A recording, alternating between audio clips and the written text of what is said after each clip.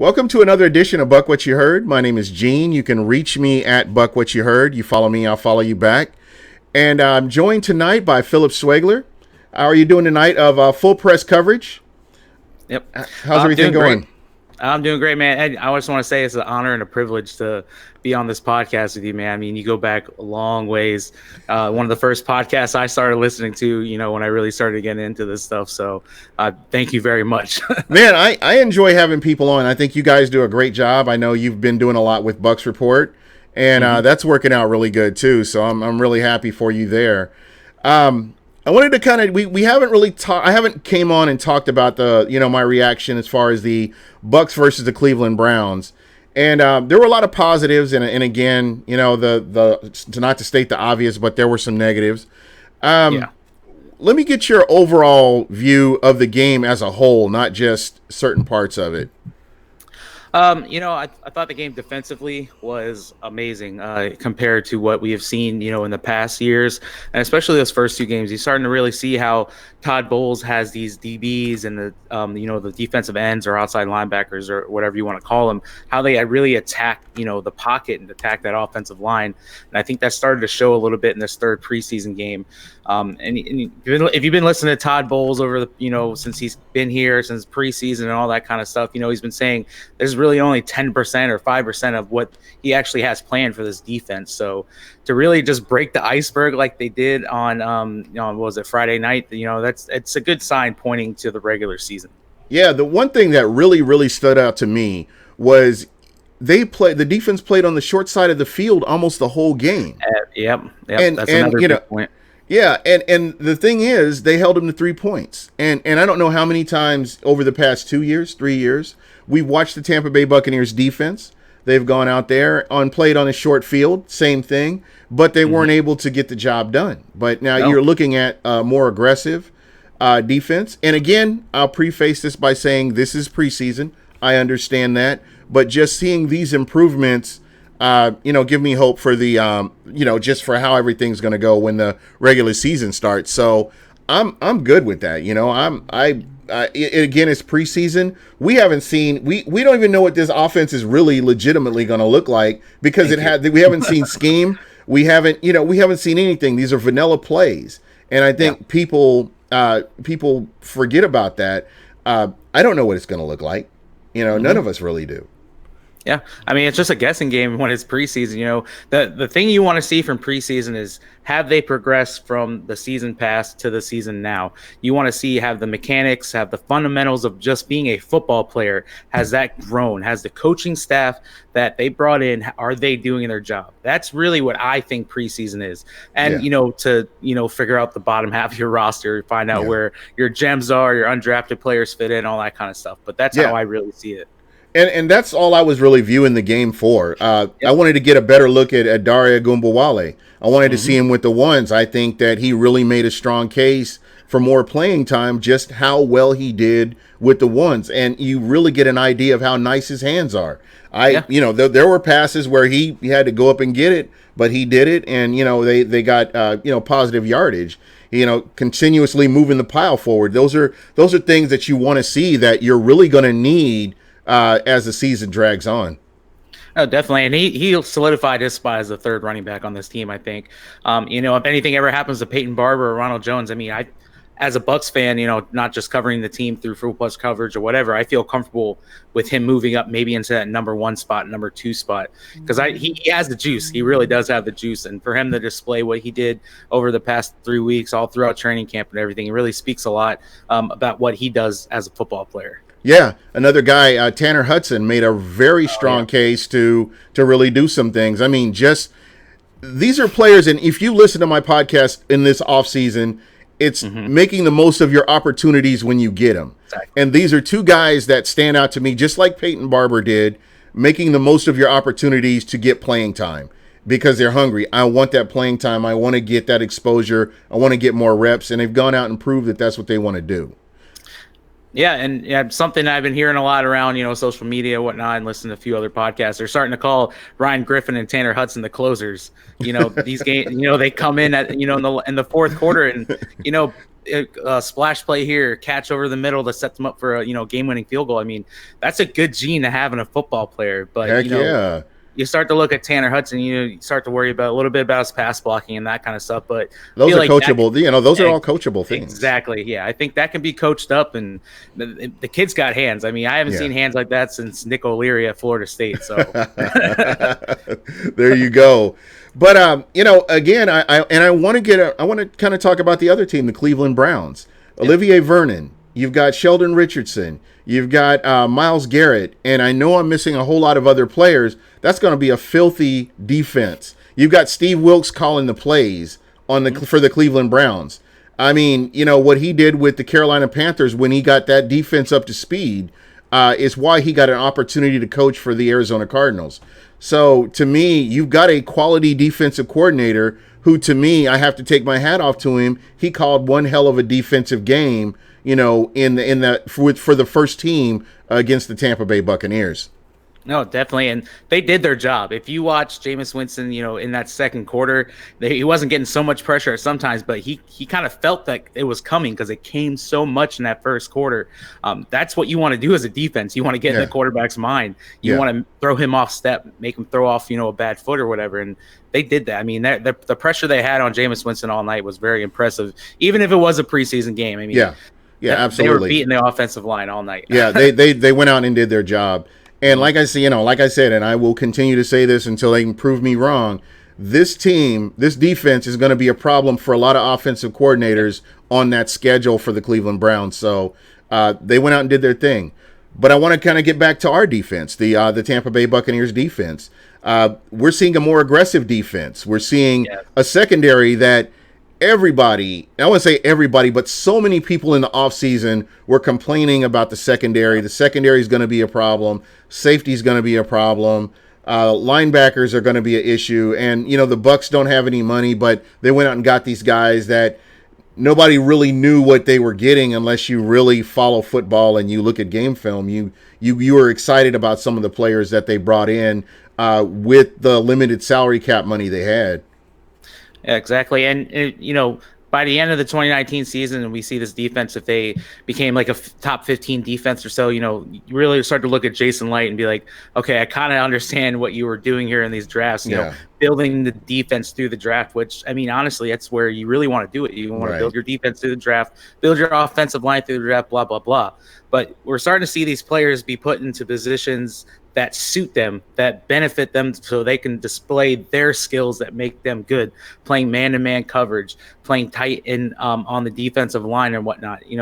That's something that we didn't see with Mike Smith. Mike Smith was, this is my defense. This is how we're going to play it. This is how you're going to do it. I don't care if Vernon Hargraves sucks on the outside. We're putting him in the, just all this stuff accumulated. And then now we have this new coaching staff, and you start to see what a good defensive coordinator does with good players, or what he has in front of him. Yeah, he wound them up and let them go, man, and they did that. I mean, I am liking what this defense is going to look like. And just keep in mind, you're missing two key players in Levante David and Vita Vea that are just going to make this defense even better than what it is right now. And just keep in mind, guys, again, these are vanilla plays. There is no scheming here. These are vanilla plays. Hey, can you go out and execute this? Mm-hmm. So that's the most important thing to keep in mind when you're in the preseason, you're watching preseason games. Wins are good, but you want to see those guys step up. Because there are some positions on the Bucs team that you have your starter and there's such a steep drop off. You need these guys to step up and come out there and play and do what they're supposed to do. So that's what you're looking for. You're looking for those diamonds in the rough when you talk about the when you're talking about the team and guys making the team. What are your thoughts? Yeah, no, I totally agree with you, and that's exactly what the preseason is for. Can these guys be football players? And we're starting to see that with some of the younger guys like Tanner Hudson, like you were saying, and now we're starting to see these second-year defensive backs, which I was really excited about last season, but didn't really work out too great with how we were running the defense. But now you're starting to see, MJ Stewart be aggressive. You're starting Carlton to see Davis. Jordan Whitehead. You know what I mean? It's just awesome to finally see it come together finally. Yeah. And another thing, and I know, we kind of overlook it. This is a brand new offensive coordinator, defensive coordinator. Basically, the staff is brand new. Yep. And getting your offensive line to gel. I mean, sometimes it takes a little bit longer than normal. It may not. I'm not saying one way or the other. I'm just saying, just being taking a step back and looking at this objectively. You can't expect this team to go out and start winning, and go undefeated just with a new system. It takes time sometimes in certain positions. And so I've got my eye. It is concerning, just some of the things that you saw, but just keep in mind who they were up against. I mean, that's a quality defense. So we just kind of have to wait and see what happens. Who they pick up off the waiver wire, because that these rosters are fluid even on through the season. So it'll be really interesting to see what this offense looks like when they've schemed and they have. This is what you're going to see in the regular season. So game one is going to be really exciting. I think this game against the Dallas Cowboys will be basically more of the same, basically.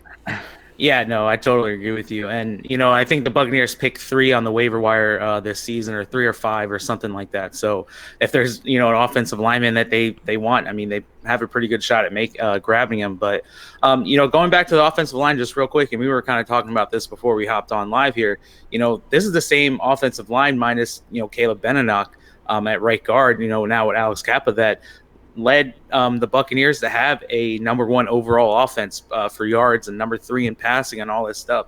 They just had a bad night. They got beat. They weren't good enough to beat the guys that the Browns had on that team at the time. But we got this new defense now. We're starting to see it really come together and be aggressive.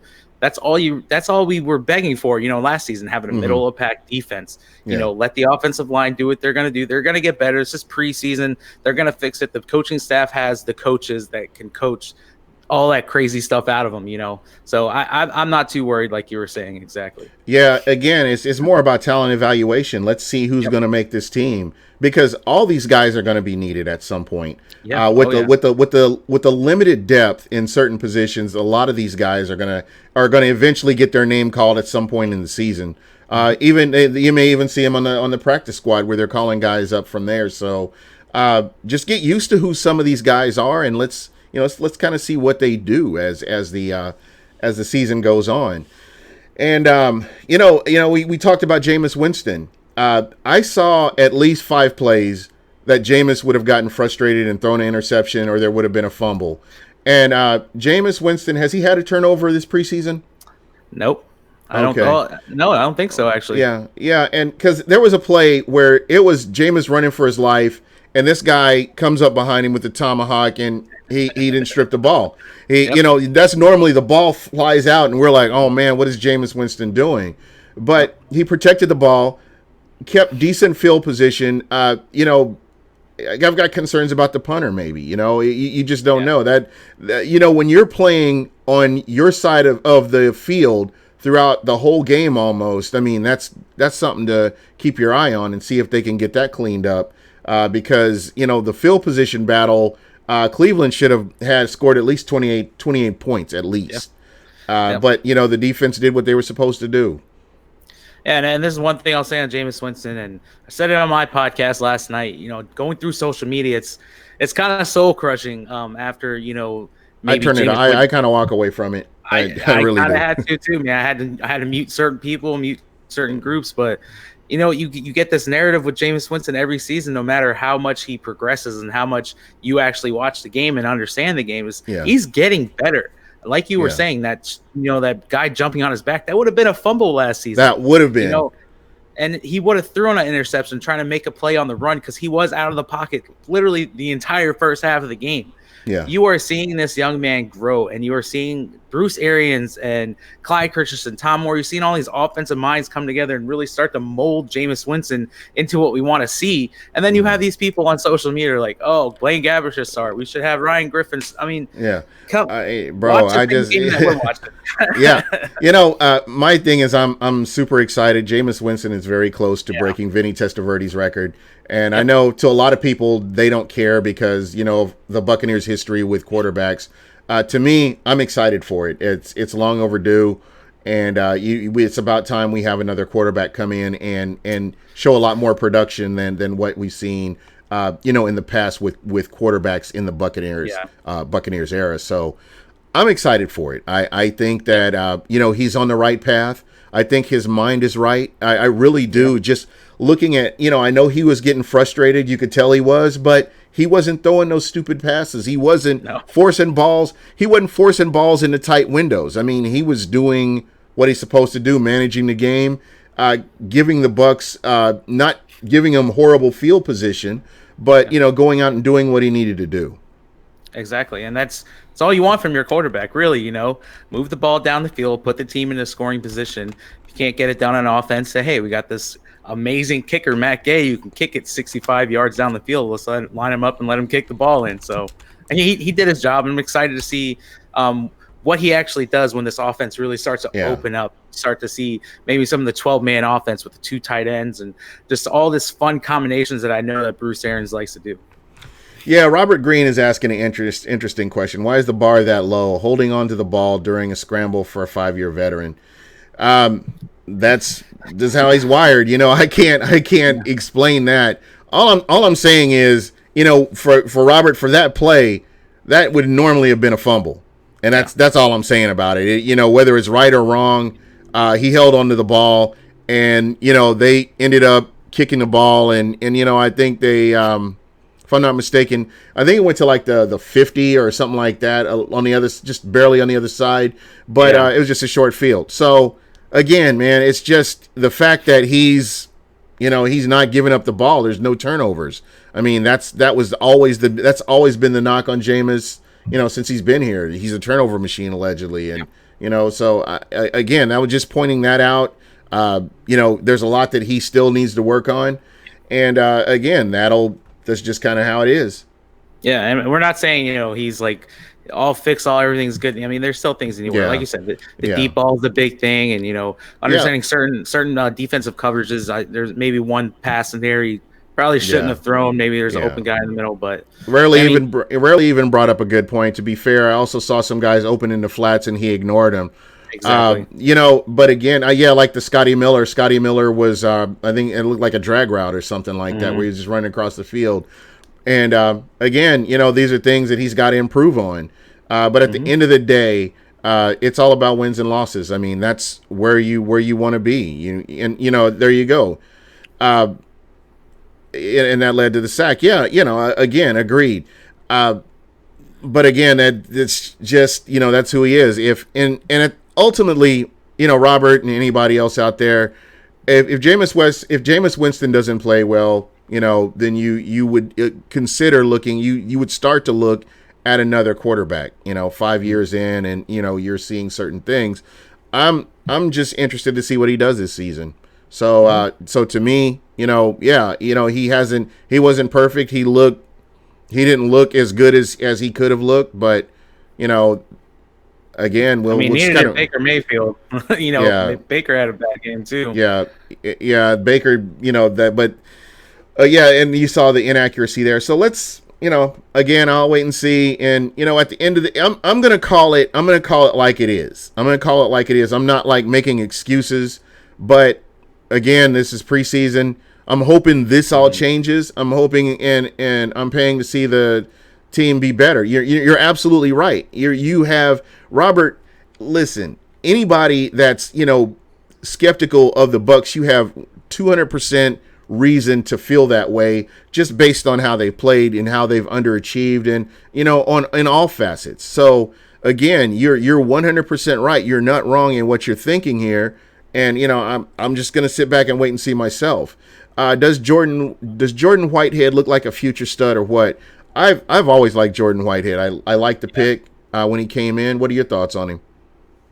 I like him also. I think he's a downhill runner, real hard guy that can really punch a hole if he needs to. Very aggressive when he's in coverage if he needs to be also. Like I said, this is the defense that he needs to play in. This is what he's going to excel at, playing in Todd Bowles' attack style defense. So. Yeah. And Robert, I know what you're saying, man. That's kind of where I was going with that. And you got to, again, to the guys that are out here, they're talking about the offensive line. You got to give props to who they played against. And again, like I said, you're looking at that defensive line. That Cleveland Browns defense, they're gonna be tough this year. I mean, They're just good, yeah. they just are. I think Steve Wilkes will have these guys playing where they need to. And Lightning Films was asking, did you see Devin White offsides? He's coming with the speed. If it wasn't offsides, that dude would have lit up Mayfield. Yeah, he would have. Yeah. I saw that. That's what it looked like was getting ready to happen. So I wanted to kind of again. We were talking a little bit about Jameis Winston. Let's talk about the running game. What are your thoughts on the running game? So far. Yeah, I didn't really there wasn't too much to happen really in that first half of the game. I mean, the offensive line just was giving up the candy shop every single play, but I'm really starting to see the confidence in Ronald Jones, which we didn't see the season ago. And with Dirk Cutter not wanting to play him, from what it seemed like, I don't know, I wasn't in the room when everything happened, but I think Ronald Jones is maybe the biggest surprise other than Dare Ogunbowale. Yeah, there we go. Other than him, and Peyton Barber is going to be Peyton Barber. I mean, they're not scheming to do anything right now. They kind of fell behind. They had to go to the passing game. That's what happens in preseason. So I'm not worried about the running game. I think the Buccaneers have 3 good running backs that they can run right now. Yeah, and what do you think about Ellington? Does Ellington make the team? I maybe the practice squad. I honestly don't think he's shown enough to really make a roster spot on this team, even on special. Yeah, he had that one big run, and I think that was the biggest play he's had all preseason, if I'm not mistaken. Yeah, that's what I can remember. Yeah. Yeah, Robert Green has a really interesting question. He said, "What do you think about the second-year guys versus the rookie class so far?" I like what MJ Stewart is doing. I like what Carlton Davis is doing. I'm trying to think of who's the guy I'm thinking about. He just played his first game last week. Mike Edwards? Yes, Jim Dean. Okay, I like him. I like Jamel Dean. I am really excited about what he's going to bring. There are some players, there are some rookies that still have some work to do, to really get in there. But again, this is, your rookie year. I think that they'll all get playing time eventually this season. Yeah, I agree, and I think kind of like their talent and their whole mindset of what their brand of football is. I think they kind of go together. The 2018 class and the 2019 class. I was kind of disappointed in Sean Murphy-Bunting. I didn't really see as much as I wanted to see from him, especially with all the hype they had for him with training camp and everything. But Jamel Dean, I think, is going to be a pretty good player on this football team as well, and I really want to see Mike Edwards come back too. Yeah, Sean Murphy-Bunting, I think eventually once he gets adjusted to the speed of the NFL, I think he's going to be just fine. There are some cornerbacks that just take a little bit longer to develop, and then there are other ones that just never get it. So I'm good with him. Again, he's a rookie. He's made plays at times. He's shown flashes. So you just kind of have to build on that and just continue to get better. Yeah, exactly, and that's what's good about these classes being only a year apart. They can grow together and build this secondary, especially with Justin Evans coming off the PUP list yesterday. I mean, that adds a lot of depth back there. I mean, veteran presence, all that stuff that we want to see on the defensive backfield. So, yeah, again, that's really great, and I don't know, when we can, if we discount the offensive line, were there any positions of concern for you during that game that you're like, oh man, we really may need to look at this? I'm kind of concerned about depth along the defensive line. They did get pressure, I would say, a lot of the night, especially in that second half of the game. But you definitely might want to find a veteran, maybe a cheat guy to maybe plug and play here and there on third down, second down, whatever you want to do. But I feel like they might need an extra guy there. Other than that, I'm comfortable with the linebacking core. I know that's a problem some people have been saying. I think Devontae Bond really came on strong. Yeah. And then you have, Buchanan, all those guys too. So I don't know how serious his injury was. I know that he was injured and didn't really get a whole lot of playing time in that game on Friday. So hopefully he's all right. I have to kind of check on that. Rarely even was talking about Rakeem Nunez-Roches. That's another guy that I really – high motor. I really like what he's done. I think that he's found a place on this team, to be honest. Yeah, 2 sacks and 2 big sacks too. I'd say, really got the stadium going on Friday night. So, as soon as Vita Vea comes back, I'm telling you, that middle of the field, it might be pretty good for the Buccaneers. Yeah. If they ever get JPP back, and you have Carl Nappus on the outside, maybe you start to see some Noah Spence. I mean, it could be a really good defensive line.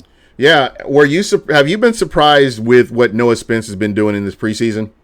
Yeah, I'm surprised about the amount of times he's gotten behind the offensive line. Now I want to see him close the deal, get Yeah, those sacks. But the high motor that Carl Nassib has, you're starting to see that with Noah Spence. yeah, Not giving up and fighting, and he beats his man a few times. Just where the quarterback's moving in the pocket and who's yeah, really pushing the pressure. So yeah, most definitely.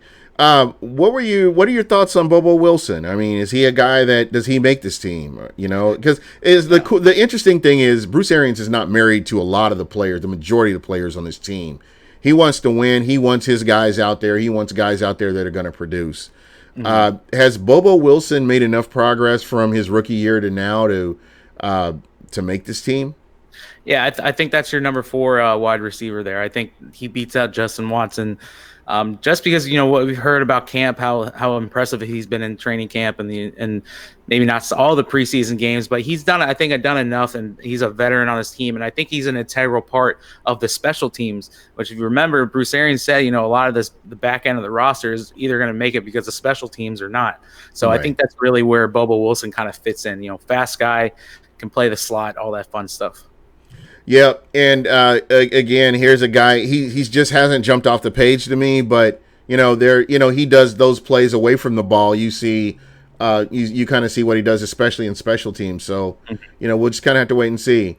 Rarely even says that the O line was going to get punked. I'm glad it was now. We can fix it. Again, that defense. I don't know. I think you're kind of doing a disservice to the Browns defense when you're acting like, the Bucks O line is trash, and basically you're saying that defense isn't that good is, kind of how I take that. So I don't know. I really think the Browns defense and play calling didn't get enough credit. There's more of the emphasis is on the Bucks offensive line not doing what they needed to do. Yeah, and that's what you're going to do as a Bucks fan. You're going to overanalyze some things, especially when they get beat that bad. But yeah, like because they got beat like a drum. Alex Kappa got destroyed on like three. I saw like 3 or 4 plays, and I was like, wow. I just couldn't believe that he just got. A lot. Yeah, he was. Yeah, so hopefully they fix it, and they have the coaching staff to do it, I think. Yeah. And Yeah. We'll see what happens. So let's kind of fast forward to this game with the Dallas Cowboys. You're not going to see any of your first team. Everybody's going to pretty much sit down and get ready for the 49ers game. Anybody specific that you're looking at to see if if they do a little bit more to make the team? I mean, I don't really. Some of these back end roster guys, don't look like they have any promise. What I'm really going to look forward to is the offensive line, how they play the second and third string guys. Where's the depth there? Because I feel like one of those offensive linemen go out right now that are on the ones that are the starters. I mean, that could really put a big hole in there. So I'm looking for Watford. I'm seeing how he's doing. I want to watch Caleb Benenoch play in that right tackle position. And then I'll start to look at Tanner Hudson a little bit. But I mean, and then maybe some of your third string and third and fourth string, linebackers, that kind of stuff. But it's a 4th preseason game, man. I mean, there's not much to watch. Yeah. So I know somebody earlier in the chat, and I'll have to find that chat. Great question. Was asking about Cameron Brate. Is Cameron Brate somebody that, if you're a GM, put in your GM hat here for a moment, would you trade? Is he somebody you would trade? Is he expendable at this point, or what are your thoughts on that? I don't think so, and the reason being, what was it, 2 seasons ago he led the league, or tied for the lead in the league, for red zone touchdown catches and tight ends. That's a commodity right there, having that Jameis Winston security blanket in the red zone. I mean, Tanner Hudson, great hands, awesome. Where's the experience? Cameron Brate has the experience. I feel like if you trade away Cameron Brate, you're trading away one of your biggest red zone weapons. Yeah, so you're right. That's very true. So, I mean, I was just kind of getting your thoughts on it. I think that Bruce Arians has not had a tight end core like what he's got right now in his time as a head coach. Can you think of a time where he's had this many pieces at one time? I don't think so. And he's even said it himself, this is the most talent I've had on a roster ever. And, he had a team with Larry Fitzgerald on it, which Yeah. is one of the most talented wide receivers in the game. So, Yeah, and then you consider you've got Mike Evans, who didn't play on Friday, and Chris Godwin, and we haven't talked about him, and I'm sorry about that because we should be. I thought he did a great job, as the starting wide receiver, as that guy, catching passes when he was supposed to, and yards after the catch was real nice too. mhm. Yeah. And, he's one of those wide receivers, too, that helps his quarterback out, comes back to the ball. If he's scrambling in the pocket, he's going to move and try to keep himself open in case, he needs to get dumped off there. There was the one sack that Jameis Winston took when he was running to the right side. Godwin didn't turn around. That was kind of a mistake there. But, I mean, other than that, Yeah. he constantly makes sure he's helping his quarterback. And I think that's a really mature step, into that, number one wide receiver. Yeah, absolutely. And again, this is he's still pretty new, and I mean, it takes a while to learn the nuances of being a wide receiver. I don't know if you remember when Mike Evans first came into the league, how raw he was route running, and the offensive pass interference calls that he used to always get. Because he would push off, and he's starting to, again, he's learning the nuances of being a wide receiver, and sometimes that just doesn't come right away for a lot of players, but other players it does. So again, that's one of those things that you just kind of have to progress and go back and watch film and learn from it, and not continuously make the same mistakes. So definitely something to look forward to as well. Exactly. And Bruce Arians said himself, they got two number one wide receivers on the team, and Evans and Godwin. So sky's the limit. I mean, there's so much firepower on this offense. I want to see what a Bruce Arians offense does with this much firepower. Yeah, I'm right there with you, man.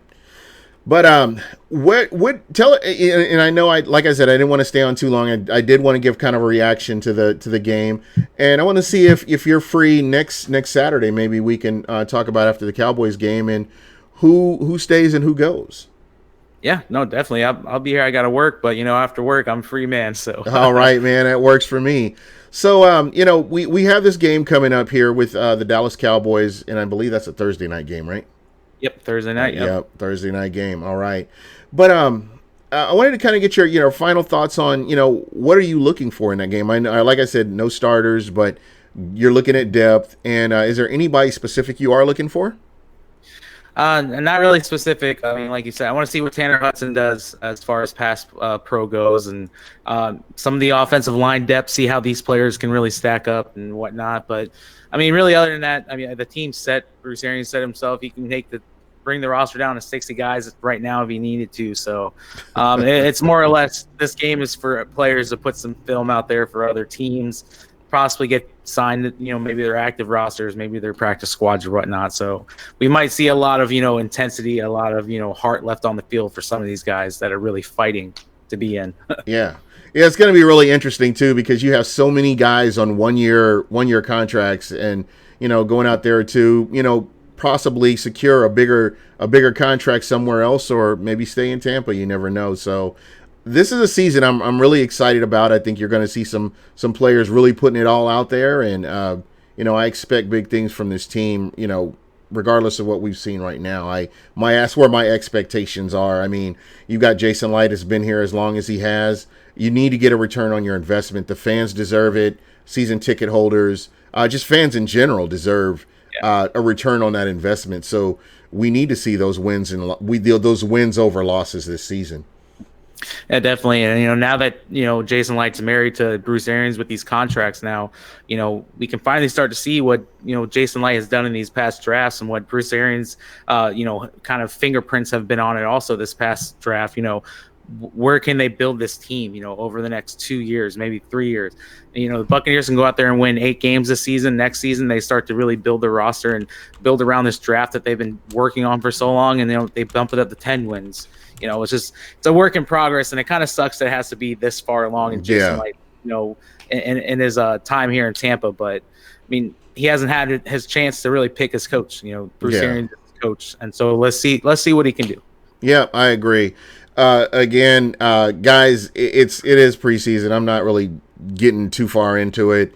If we start to see this game 6, we start to see these kind of problems game 5, game 6, then you're like, oh man, there's a problem.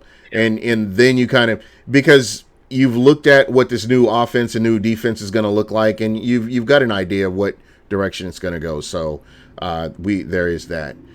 But guys, thank you so much. I appreciate everybody that's been in the chat contributing here. I'm going to do a roll call before I jump out of here like I always do. Willie Horace, Jay Clark, Andre Glenn, what's up? Jay Clark again. Tampa Supreme, Rarely Even, longtime listener. Callie Buck, what's going on? Willie Horace. And, of course, special guest here, special commentary from Robert Greene. If you ever wanted somebody on your podcast, Robert Greene's that guy. I love his take on the Bucks and football in general. So he's somebody I always listen to him, and I've been trying to get him to start writing or put something out there because he does a great job. I think I had him on my writing staff at one point, to be honest. Oh, okay, all right. Back when Mark Magana was with us, so he's definitely great interaction guy. Yeah, Rex Dillon of the Buckaholics, and you guys watch out for them. The Buckaholics are going to be huge with a lot of these away games where they go in and invade. And this game in LA especially, watch out for them. You'll see a lot of Buckaholics out there. Ron Allen. Let's see, who else am I missing here? Oh, Lightning Films. What's going on, Lightning Films? And I think that's it. So let me just make sure I haven't missed anybody. Yep, I think I got everybody. All right. If I missed you, I apologize, and I'll make sure to get you caught up next time. It is going to be a fun season. Enjoy the season.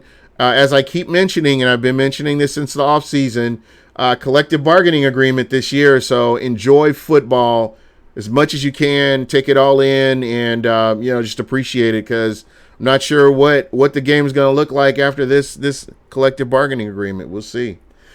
But that's pretty much it for me, everybody. Thank you so much, and I'm going to go ahead and jump off of here. My special guest, Phil Swegler.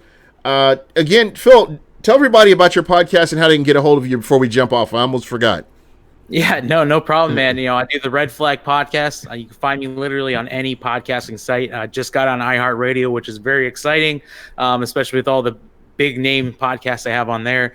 You can find all my written content that I have with my writers on the managing editor for Full Press Coverage Buccaneers, like he said, at fullpresscoverage.com/Buccaneers. And you can find some of my writing also on bucksreport.com.